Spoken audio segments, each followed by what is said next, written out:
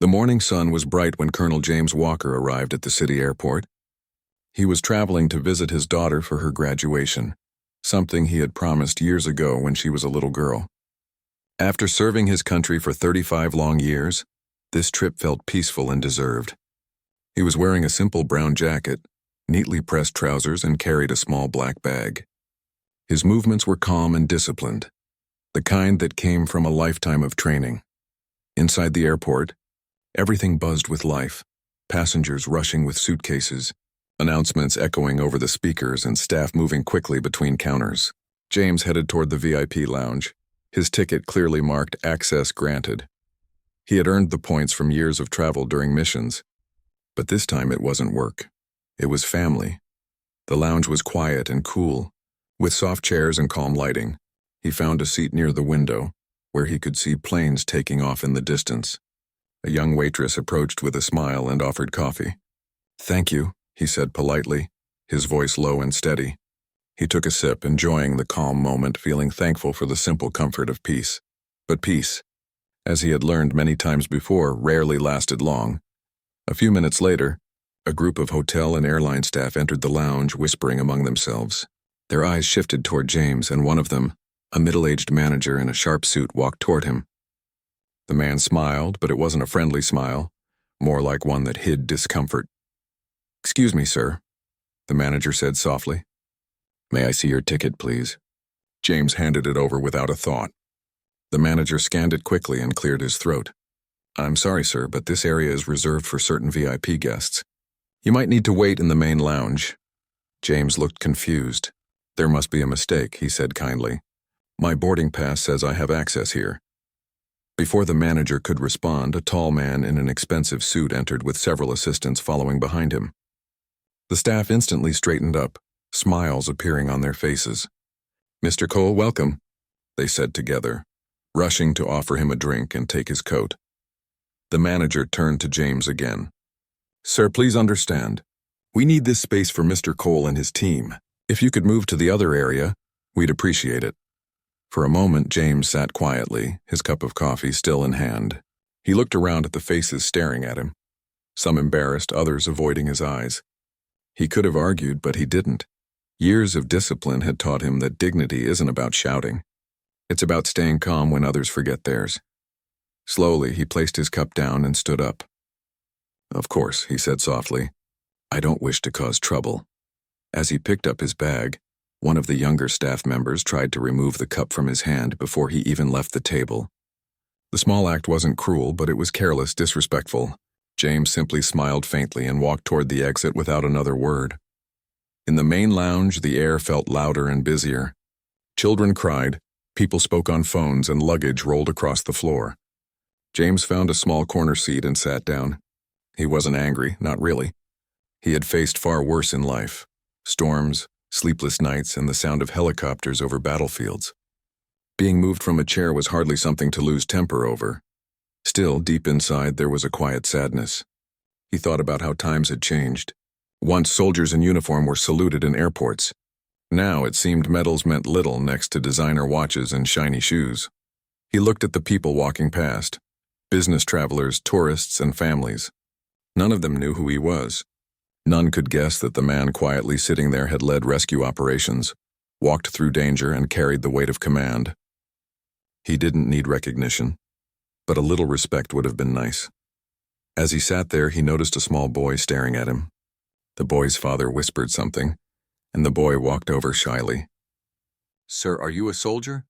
the child asked. James smiled kindly. "I used to be," he said. The boy grinned and saluted him clumsily before running back to his father. That simple gesture warmed James's heart more than any VIP lounge could. He opened his small bag and took out a photo of his daughter, taken years ago on the day he left for one of his last missions. She had been so proud of him then. That thought alone made him smile again. Back in the VIP lounge, the laughter and chatter grew louder. The wealthy guest, Mr. Cole, had taken the same seat James had just left. The staff moved quickly around him, offering drinks and snacks, doing their best to please him. None of them realized how closely their actions were being observed. A security camera caught everything, from the moment James was politely forced out to the way he left without complaint. The footage would soon reach someone who cared far more than they could imagine, but James didn't know that. Sitting in the busy lounge, he simply folded his jacket neatly, placed his hat on his knee, and waited patiently for his flight. To him, this was just another small test of patience in a life full of bigger battles. As time passed, a few people nearby began to notice him. His straight posture, his calmness, and the quiet strength in his eyes. Someone whispered, "He looks like a soldier." He didn't look up. He didn't need to. He just smiled faintly and thought, respect isn't something people give. It's something you carry within yourself. And as he sat there, unaware of what was about to unfold behind him, Colonel James Walker remained what he had always been, a man of honor, even when others forgot what that word meant. Richard Cole entered the VIP lounge with the easy confidence of a man who was used to attention. He was one of the youngest CEOs in the airline industry, respected by his staff and admired by the public. Dressed in a fine suit and holding his phone, he barely noticed the people standing as he passed. His mind was already focused on his next meeting and the long flight ahead. As he took his seat, several hotel and airline staff hurried to serve him. They offered coffee, snacks, and newspapers, all while smiling too widely. Richard noticed the unusual excitement in their voices but didn't think much of it. He had traveled often and was used to the extra attention that came with his position. After a few minutes, his eyes wandered around the room. He saw the half-empty cup of coffee on the table next to him. The chair across from it was still warm, as if someone had just left. A napkin lay folded neatly beside it, and on it he noticed something. A small military insignia pin, left behind by accident. It caught the light for a second, and something about it made him pause. He picked it up carefully, turning it over in his fingers. It was a soldier's service pin, one that only decorated veterans received. His expression changed slightly. He looked around and asked a nearby waitress, "Someone was sitting here just now, right?" The waitress nodded quickly. "Yes, sir. But we had to ask him to move. The area was needed for you and your team." Richard frowned. "You had to ask him?" She hesitated. "Well, sir, the manager said he didn't look like our usual VIPs. He was just an older man. Quiet, polite. He said he had a pass, but we thought maybe it was an error." Richard's hand froze around the pin. Something inside him felt uneasy. "What did he look like?" he asked. "Gray hair, clean-shaven, wearing a brown jacket. Very respectful man," she said softly. Those words hit him harder than expected. That description, it reminded him of someone. He quickly opened his tablet and called the lounge manager. "Get me the security footage from 10 minutes ago," he said firmly. The staff around him exchanged nervous looks. The manager hurried away and returned with a small device. The video showed the older man sitting quietly drinking coffee. Then came the moment when the manager asked him to leave. The retired soldier didn't argue, didn't raise his voice. He just stood up slowly, thanked the staff, and left quietly. When the video ended, Richard sat completely still. He knew that face. It was Colonel James Walker, the man who had once saved lives overseas during a dangerous evacuation. Years ago, when Richard's father was working as an international contractor, his team had been trapped during a crisis. Colonel Walker had led the rescue operation that brought them home safely. Richard had met him once as a child. He remembered the firm handshake, the calm voice, and the words, "Serve with honor no matter where you stand." Now, that same man had been asked to leave a lounge for someone like him. The thought made Richard's stomach tighten. He stood up quickly. "Where is he now?" he asked. The staff looked uncertain. "We think he's in the public lounge, sir." Richard didn't wait for another word. He walked out of the VIP section and down the wide hall toward the crowded main lounge. The sound of chatter filled the air. Rolling suitcases, laughing children, boarding calls echoing through the speakers. Then he saw him. Colonel Walker sat quietly near a corner, his bag beside him, his hat resting on his knee. He looked perfectly calm, almost peaceful. He wasn't scrolling his phone or checking the clock. He was just sitting, a man at ease with himself. Richard stopped for a moment and took a breath. It wasn't easy to approach a man like that, not because of fear, but because of respect. He walked forward, but before he reached the colonel, he turned back to the nearby manager who had followed him. "Call headquarters," he said quietly. "Now." Within minutes, Richard's voice could be heard on a direct call to the regional director of the airline. He explained everything. How a retired soldier with VIP access had been disrespected and removed, how the staff failed to show basic courtesy, and how unacceptable it was that such treatment happened under his company's name. The director didn't hesitate. "Understood, sir," came the quick reply. While Richard handled the call, he kept glancing toward James, who still sat calmly, unaware of what was happening. There was no anger in the man's face, no bitterness. He looked like someone who had already forgiven before being asked to. Back in the VIP area, tension grew. The staff who had laughed earlier now stood in silence. Their manager looked pale.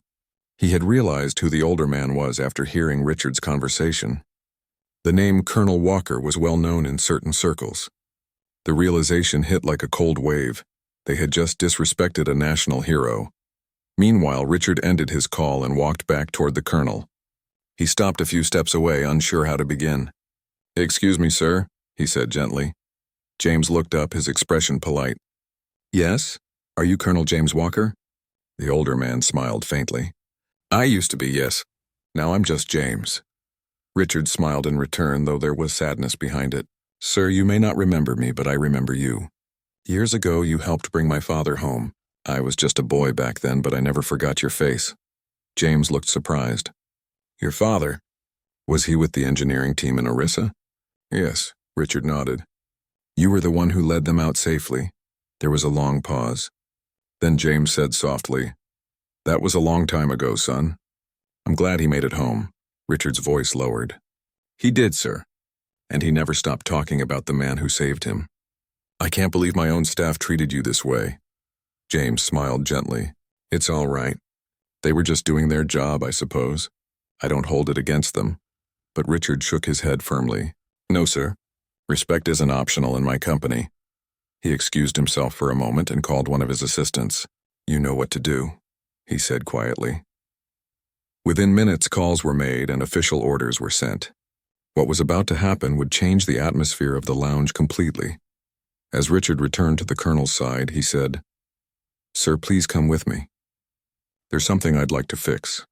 James didn't know what he meant, but he stood up anyway. Together they began walking back toward the VIP lounge, the same place where not long ago he had been told to leave. People turned their heads as they passed, curious about the quiet man walking beside the airline's CEO.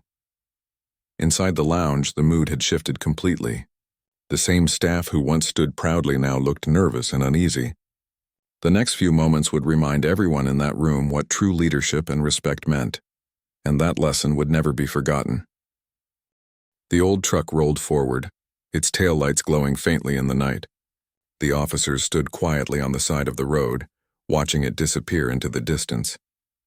The silence that followed felt almost sacred. It wasn't just another traffic stop anymore. It had turned into a moment that touched both of them deeply.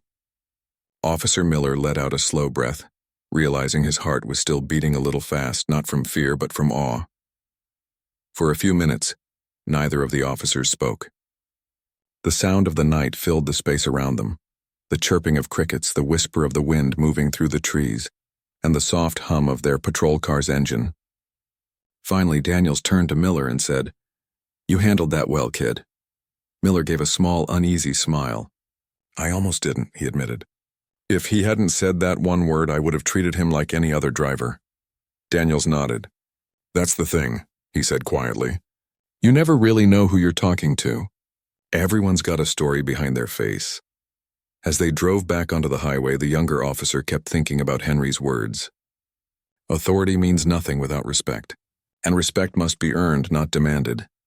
Those words echoed in his mind like a quiet lesson written in bold letters. He realized how often people misunderstood what respect truly meant. It wasn't about power or control. It was about understanding, patience, and humanity. Meanwhile, Henry continued his slow drive home. The road stretched ahead of him, empty and calm. The flashing lights were gone now, replaced by the soft glow of the moon. He felt peaceful, not angry or upset. In fact, he was proud. The young officers had done their duty, and that gave him hope. Even after all these years, seeing their dedication reminded him that good people still stood guard to keep others safe. As the truck rumbled along, Henry's thoughts drifted to his wife, Margaret. He could almost hear her voice teasing him about driving too late again. She had been his greatest support through every challenge, through wars and long nights of uncertainty.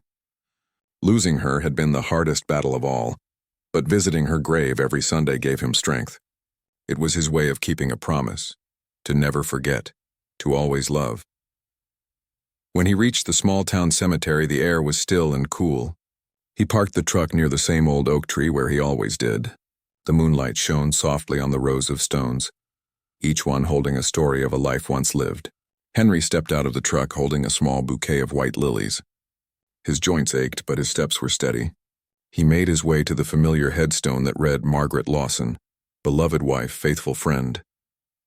He placed the flowers gently in front of the stone and sat down on the small bench beside it. "You wouldn't believe what happened tonight," he said softly, almost smiling. "Got stopped by 2 young officers. Thought I was too old to drive, maybe." He chuckled quietly. One of them looked barely old enough to shave. He paused, looking at the name carved into the stone. "But they were good boys," he continued. "Did their job with respect. I told them what you always told me, to stay kind even when life feels hard." His eyes softened as he looked up at the night sky. "You'd have liked them. Reminded me of the young soldiers I once trained, full of fire, full of hope." The wind brushed through the trees, carrying the soft sound of leaves rustling. For a long time, Henry sat in silence, thinking about how life had changed. He had once commanded hundreds of men, led missions, and carried the weight of duty on his shoulders. Now his battles were quieter. The battle to stay strong, to keep memories alive, and to find peace in the small things. But he didn't mind. Every stage of life had its own kind of honor. Back on the highway, Officer Miller couldn't stop thinking about Henry. "Do you think he was really a general?" he asked finally. Daniel smiled knowingly. "I don't think I know," he said. "You can tell from the way he carried himself. A man like that doesn't need to prove it. You can feel it." Miller nodded slowly, remembering the calm power in Henry's eyes. "He didn't seem proud," he said. "He just seemed peaceful." Daniels looked out the window. "That's what real pride looks like," he said. "Quiet and steady. Doesn't need to be loud to be strong." The next morning, the officers returned to the station. The night's report was short. Routine traffic stop, no violations. But Miller added a small note at the end. Driver displayed exceptional respect and courtesy. Encounter was instructive. He didn't mention the rank or the title. That wasn't the point. The point was the lesson he had learned, that kindness and humility could turn a simple encounter into something that changes how you see the world. A week later, Miller found himself driving the same route again. The memory of that night returned as he passed the same stretch of highway. The sun was setting and the sky looked almost the same as before, golden, quiet, and peaceful. He slowed down slightly, glancing toward the shoulder where they had stopped Henry's truck. For a moment he thought he saw the same pickup in the distance, but then it vanished around a curve. He smiled to himself. "Hope he's doing all right," he murmured. Henry was, in fact, doing fine. That evening, as he sat on his porch with a cup of tea, he thought about the young officer. He hoped the boy would stay true to his heart and never lose that spark of sincerity. The world needed men who understood that service wasn't about control. It was about care. In the days that followed, the story of that night quietly stayed alive between the 2 officers. They didn't talk about it often, but whenever they saw an old veteran, Miller would show a little extra respect, sometimes offering a small nod or helping hand. He understood now that behind every quiet face might be someone who had once stood for something far greater than themselves.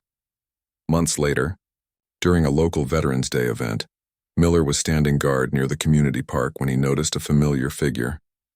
Henry was there wearing the same jacket and cap, standing proudly among other veterans. Miller walked over and greeted him with a smile. "Good to see you again, sir," he said. Henry turned, recognized him instantly, and smiled back. "Ah, the young officer who stopped me," he said with a gentle laugh. "Still keeping the road safe?" "Yes, sir," Miller replied. "Trying my best," Henry nodded. "That's all anyone can do, and their best." He extended his hand and the young officer shook it firmly. It was a simple handshake, but to Miller, it felt like the highest honor he had ever received.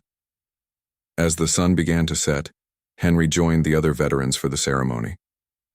Miller stood at a distance, watching with respect. The crowd applauded as the flag was raised, and for a brief moment, Miller caught Henry looking up at it, his hand resting over his heart. The young officer realized then that true greatness wasn't in rank, medals, or titles. It was in quiet strength, in doing one's duty with honesty and kindness. That night had changed him forever, and he silently promised himself to carry that lesson throughout his life. Years later, whenever someone asked him why he loved his job, Miller would simply smile and say, "Because sometimes you meet people who remind you what honor really means."